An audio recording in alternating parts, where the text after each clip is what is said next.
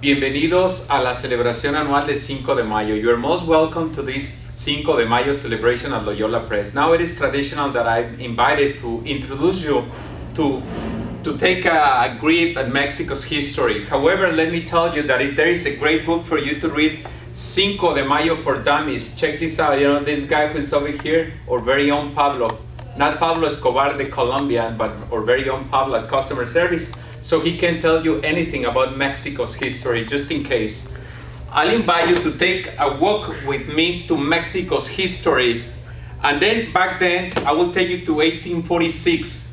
Back then, the United States and Mexico, it was like a friendship like no other, man. Believe me, we had so much land. You had so many kids, and so many Mexicans to feed, so we had no way of feeding them. So we sold the California, Texas, New Mexico, Arizona, Colorado, part of Montana, and I don't remember what else, just for 15 millions. Just what Linda Escamilla paid for her house here in the north side of Chicago. So talking about recession, that's kind of an easy thing. However, on 1851, Mexico back then spent all the money. Those 15 millions were like nothing, and we owed a lot of money to the French people and to the English and to the Spaniards. No offense, Santiago. However, President Benito Juarez, a former seminarian, loved these guys. He was a former seminarian who later became the only native president of Mexico. And then when he was in charge of leading the country, he suspended the payments, and then the English people and the Spaniards, they retaliated themselves, but the French army wanted to get over to Mexico City in order to impose an empire in Mexico so it can be the United States, because it was a growing empire right after the Civil War. However, he was surprised because he brought like the best army in the world, Napoleon III, 7,000 people, and only 2,000 Mexicans were beating with weapons of mass destruction. Not destruction, but destruction. You know, one of these weapons was this. The French army made a big mistake. They drank whole milk.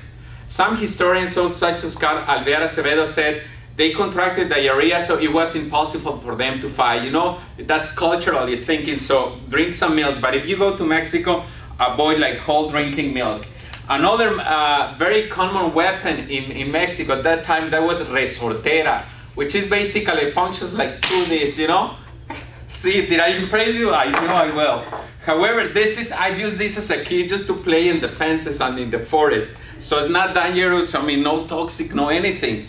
However, the Mexican army was not led by a Jesuit of Broadway. It was General Ignacio Zaragoza, a Texan. Back then, Texas was Mexico, don't forget that. It was a Texan, but he was a former Franciscan. Probably he didn't like the Jesuits.